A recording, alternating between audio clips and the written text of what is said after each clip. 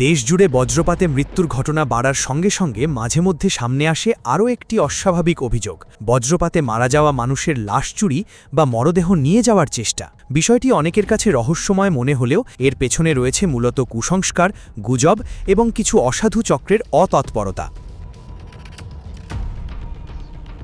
বিশেষজ্ঞদের মতে বজ্রপাতে মৃত মানুষের শরীরে কোনো অলৌকিক শক্তি বা বিশেষ উপাদান থেকে যায় এমন ধারণার কোনো বৈজ্ঞানিক ভিত্তি নেই। বজ্রপাত আসলে অত্যন্ত উচ্চ ভোল্টেজের বৈদ্যুতিক স্রোত, যা শরীরের ভিতর দিয়ে প্রবাহিত হয়ে মারাত্মক ক্ষতি করে। মৃত্যুর পর শরীরে অতিপ্রাকৃত কোনো শক্তি জমা থাকে না।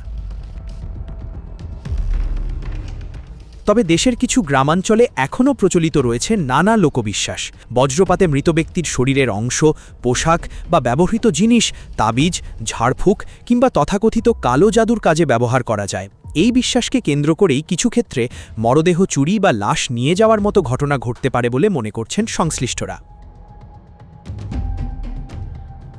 আইনশৃঙ্খলা বাহিনীর সাবেক কর্মকর্তাদের মতে লাশ চুরি বলে যেসব খবর ছড়ায় তার সবই অপরাধমূলক ঘটনা নয়।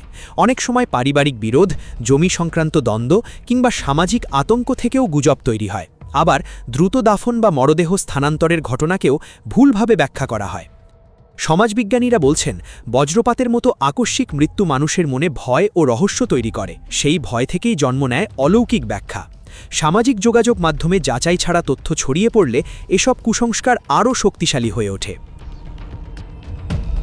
ঢাকা মেডিকেল কলেজ হাসপাতালের ফরেনসিক বিভাগের সাবেক প্রধান সোহেল মাহমুদ গণমাধ্যমকে জানিয়েছেন, বজ্রপাতে মৃত্যু হওয়া দেহ এবং ইলেকট্রিক শকে মৃত্যু হওয়া দেহের মধ্যে মৌলিক কোনো পার্থক্য নেই।